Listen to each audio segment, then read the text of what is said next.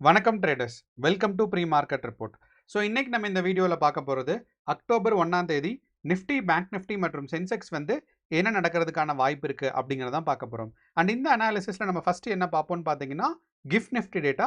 And நம்ம எல்லாத்துக்கும் தெரியும் கிஃப்ட் நிஃப்டி வந்து பார்த்தீங்கன்னா யாராவது சப்போஸ் இன்கேஸ் ஆச்சரியமாக பார்த்துட்டு இருந்தீங்கன்னா நமக்கு நிஃப்டி க்ளோஸ் ஆகும்போதே கிஃப்ட் நிஃப்டியும் இன்னைக்கு க்ளோஸ் ஆகிருந்திருக்கும். அதே மாதிரி இன்னைக்கு வந்து கேப் அப்பில் வந்திருக்கு. அப்போ இந்த கேப் அப்கான இண்டிகேஷன் என்ன, ஏன் வந்து 330க்கு மேலே இன்றைக்கி கிஃப்ட் நிஃப்டி வரலை அப்படிங்கிறத தான் நம்ம வந்து அண்டர்ஸ்டாண்ட் பண்ண போகிறோம் ஃபஸ்ட்டு. அதுக்கப்புறம் இந்த கேப் அப்னால நமக்கு நிஃப்டி, பேங்க் நிஃப்டி அண்ட் சென்செக்ஸில் கேப் அப், கேப் டவுன் ஏதாவது வர்றதுக்கான வாய்ப்புகள் இருக்கா, இது ரெண்டாவது பார்ப்போம். ஸோ இது ரெண்டும் பார்க்கும்போதே நமக்கு ஒரு சின்ன அண்டர்ஸ்டாண்டிங் டெவலப் ஆகும். இன்றைக்கி வந்து நிஃப்டி, பேங்க் நிஃப்டி அண்ட் சென்செக்ஸில் ப்ரைஸ் ஆக்ஷன் எப்படி இருக்க போது, எது முக்கியமான ப்ரைஸ் லெவல்ஸ், ஸோ மார்க்கெட் வந்து எந்த ப்ரைஸ்க்குள்ளே இருந்துச்சுன்னா நம்ம வந்து மார்க்கெட்டில் வந்து எந்த கால் ஆப்ஷன் ஹோல்ட் பண்ணலாமா, புட் ஆப்ஷன்ஸ் ஹோல்ட் பண்ணலாமா அப்படிங்கிறத பார்ப்போம்.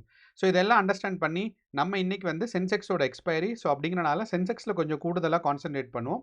ஸோ இப்போ Sensex, Nifty and bank Nifty இன்றைக்கி அக்டோபர் 1 நமக்கு என்ன நடக்கிறதுக்கான வாய்ப்பு இருக்குது அப்படிங்கிறத பார்க்கலாம் வாங்க இப்போது. ஸோ இப்போ நம்ம வீடியோக்கு போகிறதுக்கு முன்னாடி ஒரு 2-3 விஷயம் நியூஸ் பற்றி தான். ஸோ ஒன்று வந்து பார்த்தீங்கன்னா நம்ம எல்லாத்துக்குமே தெரிஞ்ச ஒரு விஷயம் என்னென்னா நம்மளோட கரூர் ரேலி. ஸோ இப்போ இது வந்து ரொம்பவே நான் 2-3 நாளாக பேச வேண்டாம் அப்படின்னு தான் இருந்தேன். பட் ஒரு நாளும் நியூஸ் எந்த டைரெக்ஷனில் போகுதுன்னு பார்க்கும்போதே ரொம்பவே மனசுக்கு கஷ்டமாக இருக்குது. அண்ட் ஏறக்குறைய இப்போ 40 பேர் ஆகிட்டாங்க. ரொம்பவே மனசுக்கு வருத்தமாக இருக்குது. ஸோ நம்ம எல்லாருக்கும் சார்பாக, அதே மாதிரி நம்மளோட சேனலில் பார்க்குறவங்களோ இல்லை ட்ரேட் பண்ணுறவங்களோ யாராவது கரூர் சைடு இருந்தீங்கன்னா ஹெல்ப் பண்ணுங்கள். எனக்கு என்ன சொல்கிறதுன்னு தெரியல. ரொம்பவே அது வந்து மனசு கஷ்டமான வேலை. அண்ட் இந்த டைமில் யாரை நம்ம வந்து குற்றம் சொல்கிறது அப்படிங்கிறது இல்லாமல் பார்க்கலாம். நமக்கு வந்து ரிப்போர்ட்டோ, ஏன்னா சென்ட்ரல் கவர்மெண்ட் தனியாக ஒரு ரிப்போர்ட் பண்ணுறாங்க, அதே மாதிரி ஸ்டேட் கவர்மெண்ட் பண்ணுறாங்க. ஸோ இதெல்லாம் தாண்டி வரும்போது நமக்கு என்ன நியூஸ் வருதுன்னு பார்க்கலாம். ஆனால் இது ரொம்பவே ஒரு மறக்க முடியாத இன்சிடென்ட் அப்படின்னு தான் நம்ம சொல்லலாம். ஓகே, இப்போது நம்ம வந்து ட்ரேடிங்க்கு போகலாம். அண்ட் ட்ரேடிங்கில் வந்து நமக்கு ரெண்டு முக்கியமான நியூஸ் இருக்குது. ஒன்று வந்து பார்த்தீங்கன்னா எல்லாரும் பெருசாக கான்சன்ட்ரேட் பண்ணுறது என்ன அப்படின்னு பார்த்தீங்கன்னா நமக்கு வந்து யூஎஸ் கவர்மெண்ட் வந்து ஷட் டவுன் பண்ண போகிறாங்களா அப்படிங்கிற ஒரு நியூஸு. அண்ட் இது வந்து நார்மலாக பார்க்கும்போது இது யூஎஸ் கவர்மெண்ட் ஷட் டவுன் அப்படின்னு சொல்லும்போது சப்போஸ் வந்து கவர்மெண்ட் மாற்ற போகுதா அப்படின்லாம் இது நிறையா பேர் எதிர்பார்ப்பாங்க. அண்ட் இதனால மார்க்கெட் ஒன்றும் பெருசாக அஃபெக்ட் ஆகாது, அதுதான் உண்மை. ஆனால் இதை சாக்கா வச்சு நிறையா பேர் செல்லிங் பண்ணுவாங்க. அதுதான், அதாவது ஆக்சுவல் மார்க்கெட் அஃபெக்ட் ஆகுமானா கிடையாது. ஆனால் இந்த நியூஸை பேஸ் பண்ணி நிறையா பேர் செல்லிங் பண்ணுவாங்க. ஸோ அதனால மார்க்கெட் இன்னைக்கு கீழே போகிறதுக்கான வாய்ப்பு இருக்குது. யூஎஸ் கவர்மெண்ட் ஷட் டவுன்னா என்னன்னா, யூஎஸ் கவர்மெண்டோட ஃபிசிக்கல் இயர் இன்னைக்கு ஸ்டார்ட் ஆகுது அக்டோபர் 1. அப்போ அக்டோபர் 1 ஃபிசிக்கல் இயர்னா ஒன்றும் இல்லை, ஃபினான்ஷியல் இயர். அப்போ ஃபினான்ஷியல் இயர் வந்து யூஎஸ் கவர்மெண்ட்டில் அக்டோபர் 1 ஸ்டார்ட் பண்ணும்போது புது பட்ஜெட் வரணும். அப்போ அந்த புது பட்ஜெட் வந்து அப்ரூவல் ஆகலை. அப்ரூவல் ஆனால் தான் கவர்மெண்ட் வந்து ஃபங்க்ஷன் ஆகும். ஸோ அதனால தான் யூஎஸ் கவர்மெண்ட் ஷட் டவுன்னு. அது இப்போ மட்டும் நடக்கல, நிறையா தடவை யூஎஸ் கவர்மெண்ட் ஷட் டவுன் ஆகிருக்கு. ஸோ இதனால மார்க்கெட்டோ மற்ற எம்ப்ளாயீஸ்க்கோ அதெல்லாம் பெரிய அஃபெக்ட் இருக்கும். பட் சின்னதாக டிலே இருக்கும் அவங்களோட சேலரிஸில். ஸோ இது கூடிய சீக்கிரத்தில் வந்து யூஎஸ் கவர்மெண்ட் சரியாக்கிடும். ஆனால் அதை விட நம்ம முக்கியமாக நம்ம வந்து யூஎஸில் பார்க்க வேண்டியது என்ன நியூஸ்ன்னு பார்த்தீங்கன்னா, இந்த யூஎஸ் கவர்மெண்ட்டில் ரெண்டு இருக்கும். ஒன்று வந்து பார்த்தீங்கன்னா கார்ப்பரேட் பாண்ட்ஸும், ரெண்டாவது வந்து பார்த்தீங்கன்னா நமக்கு வந்து கவர்மெண்ட் பாண்ட்ஸும் இருக்கும். அப்போது இந்த கார்ப்பரேட் அண்ட் கவர்மெண்ட் பாண்ட்ஸ் ரெண்டுமே பார்த்தீங்கன்னா நமக்கு வந்து இருக்கிற ப்ரைஸை விட கம்மியாக ட்ரேட் ஆகிட்டு இருக்கு. ஸோ யூஎஸ் கவர்மெண்ட்டில் இருக்க கார்ப்பரேட் அண்ட் கவர்மெண்ட் பாண்ட்ஸ் வந்து ஏற்கனவே எவ்வளோ வேல்யூவேஷன் இருக்கோ அதை விட ரொம்பவே கம்மியாக தான் வேல்யூவேஷன் இப்போ ட்ரேட் ஆகிட்டு இருக்கு. ஸோ இதுதான் பிக்கஸ்ட் கன்சர்ன். ஸோ இதுவே வந்து ஒரு ஸ்ட்ராங்கான நெகட்டிவ் நியூஸ் ஃபினான்ஷியலை பொறுத்தளவு, ஸோ மார்க்கெட்டை பொறுத்தளவு. அதனால இது ரெண்டு நியூஸ்னால இன்றைக்கி வந்து இந்த நியூஸ் பேஸ்டே ஒரு நெகட்டிவ் வர்றதுக்கான வாய்ப்புகள் ரொம்ப அதிகமாக இருக்குது. ஸோ அப்படிங்கிறனால நம்ம வந்து கேர்ஃபுல்லாக தான் இன்னையோட மார்க்கெட்டை ஹேண்டில் பண்ணும். ஸோ இது ரெண்டுமே யூஎஸ் கவர்மெண்ட்டில் இருக்கிற நியூஸ் வந்து மார்க்கெட்டில் அஃபெக்ட் பண்ணுறதுக்கான ரொம்ப ஸ்ட்ராங்கான விஷயங்கள் இருக்குது. ரெண்டாவது, யூஎஸ் கவர்மெண்ட்டில் இன்கேஸ் அவங்களுக்கு வந்து ஹோப் இல்லை அப்படின்னா இந்தியன் மார்க்கெட்டில் மணி போர் ஆகிறது, அதாவது இந்தியன் மார்க்கெட்டோட இன்வெஸ்ட்மெண்ட் கூடுறதுக்கும் நிறையா சான்சஸ் இருக்குது. அப்போது இன்வெஸ்ட்மெண்ட் கூடுதுன்னா மார்க்கெட் மேலே போகும் அப்படிங்கிறது கிடையாது. இது நம்ம ஞாபகம் வச்சுக்கணும். ஸோ அப்போ நியூஸில் வந்து முக்கியமாக பார்த்தீங்கன்னா யூஎஸ் கவர்மெண்ட் ஷட் டவுனும், ரெண்டாவது வந்து யூஎஸ் கவர்மெண்ட்டோட கார்ப்பரேட் அண்ட் கவர்மெண்ட் பாண்ட்ஸ் வந்து கம்மியாக ட்ரேட் ஆகிட்டு இருக்கு, அதோட வேல்யூவேஷன் டிக்ரீஸ் ஆகிட்டு இருக்குன்னு அர்த்தம். ஓகே, இப்போ நம்ம கிஃப்ட் நிஃப்டிக்கு வருவோம். அப்போ இந்த கிஃப்ட் நிஃப்டி பார்க்கும்போது நமக்கு வந்து நேற்று 3:30க்கு நமக்கு க்ளோஸ் ஆன டைம் தான் இன்றைக்கும் க்ளோஸ் அதுக்கப்புறம் பார்த்தீங்கன்னா மார்க்கெட் ட்ரேட் ஆகலை. ஏன்னா நமக்கு வந்து கிஃப்ட் நிஃப்டியோட எக்ஸ்பைரி டே நேற்று தான். ஸோ அப்படிங்கிறனால செப்டம்பர் 30 நமக்கு வந்து மார்க்கெட் எந்த இடத்துல க்ளோஸ் ஆச்சோ அதிலிருந்து புதுசாக நமக்கு கான்ட்ராக்ட் ஓப்பன் ஆகும்போது பெரும்பாலும் யூஸ்வலாக கிஃப்ட் நிஃப்டி வந்து கேப் அப்பில் தான் புது கான்ட்ராக்ட்ஸ் எல்லாம் ஓப்பன் ஆகும்.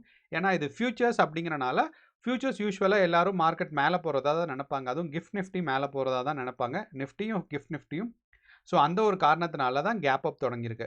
அப்போ இந்த கேப் அப் வந்து நிஃப்டியில் கேப் அப்பாக வருமா அப்படின்னா வாய்ப்புகள் ரொம்ப கம்மி. ஸோ யூசுவலாக பார்த்தீங்கன்னா நமக்கு எல்லா மாதமும் பார்த்தீங்கன்னா நமக்கு வந்து இந்த மாதிரி ஸ்டார்டிங்கில் இந்த பாருங்கள், எல்லா மாதமும் நமக்கு வந்து ஸ்டார்டிங்கில் கண்டிப்பாக ஒரு கேப் அப் வரத்தான் செய்யும். Gift Nifty gap up gap down.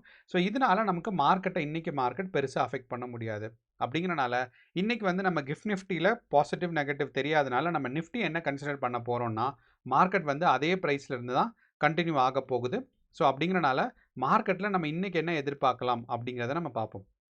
அப்போ நிஃப்டி நேற்று பொறுத்தளவு என்ன ஆச்சுன்னு பார்த்தீங்கன்னா ஒரு ஸ்ட்ராங்கான கன்சாலிடேஷன் ஸ்டேட். அதை நம்ம எக்ஸ்பெக்ட் பண்ணது தான். ஏன்னா நம்ம சொல்லியிருந்தோம் இந்த 24,680 அதே மாதிரி பார்த்தீங்கன்னா 24,618 இந்த 2 ரேஞ்சு தாண்டினா தான் இதை தாண்டினா நமக்கு கால் ஆப்ஷன், இதை தாண்டினா புட் ஆப்ஷன் சொல்லி.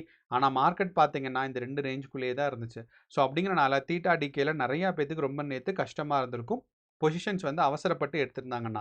ஏன்னா இந்த ப்ரைஸை தாண்டாமல் இந்த ப்ரைஸை தாண்டும் போது கால் ஆப்ஷன் எடுத்திருந்தா இந்த இடத்துல நமக்கு ஸ்டாப் லாஸ் வந்திருக்கும். அதே மாதிரி இங்கே நமக்கு 24,618க்கு கீழே வராமல் நம்ம வந்து புட் ஆப்ஷன் இங்கேயே எடுத்திருந்தோம்னா இந்த இடத்துல ஸ்டாப் லாஸோ இல்லைன்னா நம்மளோட ப்ராஃபிட்டோ போயிருந்திருக்கும்.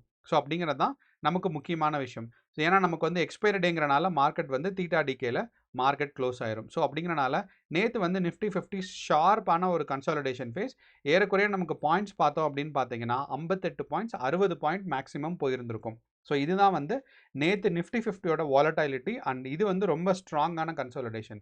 அப்போ இந்த ஸ்ட்ராங்கான கன்சாலிடேஷனுக்கு அப்புறம் நியூஸ் எதுவும் சப்போர்ட் பண்ணலை அப்படிங்கிறனால நம்ம இந்த ஸ்ட்ராங்கான கன்சாலிடேஷனில் இன்னொரு விஷயம் நல்லா கவனித்தோம் அப்படின்னா மார்க்கெட் வந்து இந்த டவுன்வர்ட் ட்ரெண்டிங் சேனலோட அப்பர் லிமிட்டில் தான் பார்த்தீங்கன்னா சப்போர்ட் எடுத்துகிட்டே இருந்திருக்கு.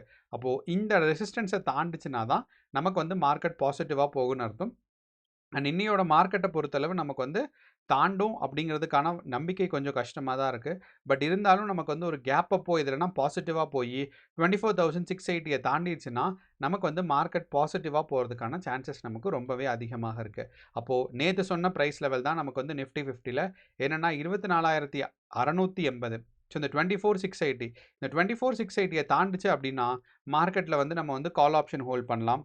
24,680 தாண்டுச்சுன்னா கால் ஆப்ஷன் ஹோல்ட் பண்ணலாம்.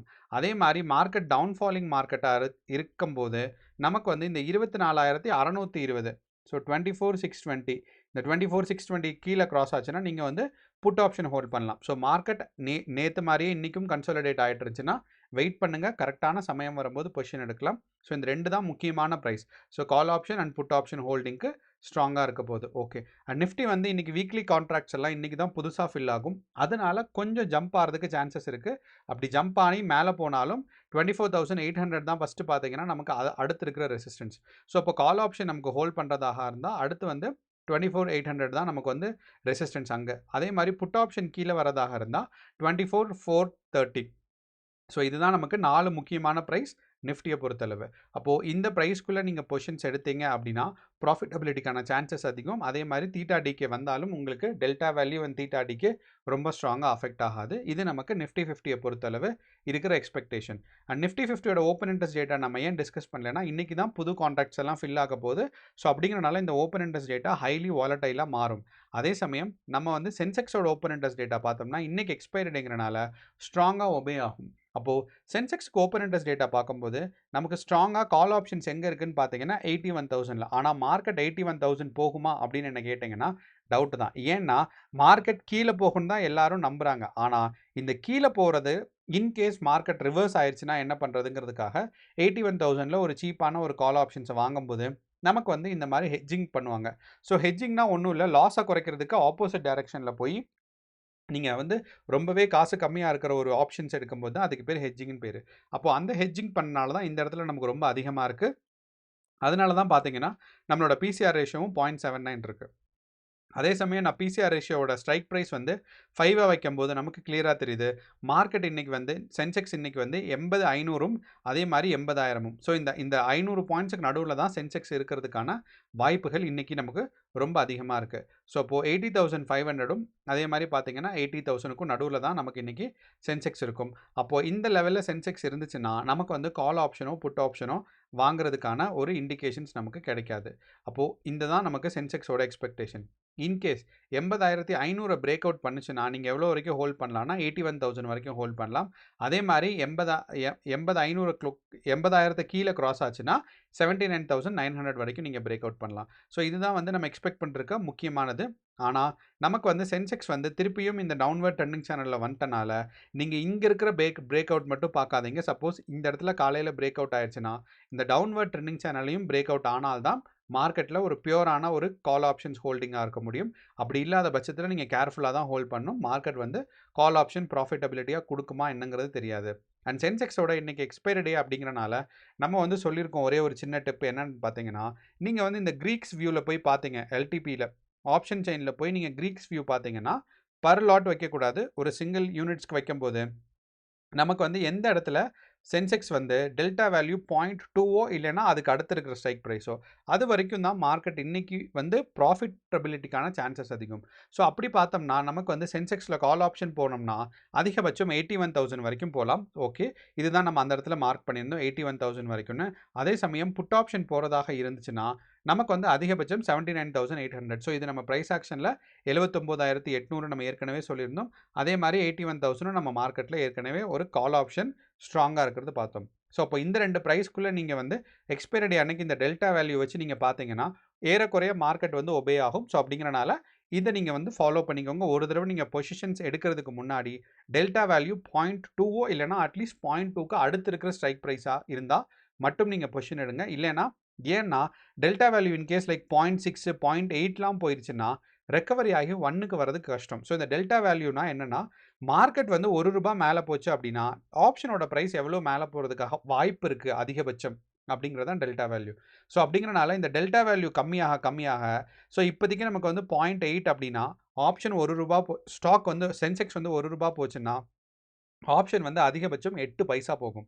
ஸோ அப்படிங்கிறனால இதுக்கு வந்து ப்ராஃபிட்டபிலிட்டிக்கான சான்சஸ் ரொம்ப கம்மிங்கிறனால தான் நம்ம வந்து இந்த டெல்டா வேல்யூ வந்து அதுவும் எக்ஸ்பைரி டே அன்னைக்கு பார்க்க சொல்கிறோம். மற்ற நாள் வந்து சம்டைம்ஸ் ஒபே ஆகாது, எக்ஸ்பைரி டே அன்னைக்கு ஸ்ட்ராங்காக ஒபே ஆகும். ஸோ அடுத்து பார்த்தீங்கன்னா நமக்கு கடைசியாக நமக்கு வந்து பேங்க் நிஃப்டி. அப்போ இந்த பேங்க் நிஃப்டி நம்ம வந்து ஸ்ட்ராங்கான கன்சாலிடேஷன் ஃபேஸில் தான் போயிட்டுருக்கு. அதே மாதிரி இன்றைக்கி வந்து புது கான்ட்ராக்ட்ஸ் எல்லாம் ஃபில் ஆகும். அதனால பேங்க் நிஃப்டியில் சின்னதாக ஒரு கேப் அப் வரலாம். ஸோ நேற்று வந்த மாதிரி சின்னதாக ஒரு கேப் அப் வந்து அதிகபட்சம் போச்சுன்னா 55,000 வரைக்கும் பேங்க் நிஃப்டி போகலாம். ஸோ பேங்க் நிஃப்டி பாசிட்டிவாக போகிறதுக்கான வாய்ப்புகள் இருக்குது. ஏன்னா மந்த்லி எக்ஸ்பைரியில் நிறையா வந்து ஃபில்லிங்ஸ் நடக்கும். நம்மளோட பொசிஷன்ஸ் எல்லாம் நிறையா ஃபில் ஆகும். அப்படிங்கிறனால மார்க்கெட் வந்து கொஞ்சம் மேலே புஷ் ஆகி ஒரு 55,000 வரைக்கும் போகிறதுக்கான வாய்ப்புகள் பேங்க் நிஃப்டியில் இருக்குது. ஸோ நமக்கு பேங்க் நிஃப்டியை பொறுத்தல 55,000 கால் ஆப்ஷன் போகிறதுக்கான வாய்ப்பு இருக்குது. நிஃப்டியை பொறுத்தளவு 24,680 கிராஸ் ஆச்சுன்னா 24,800 வரைக்கும் போகும்.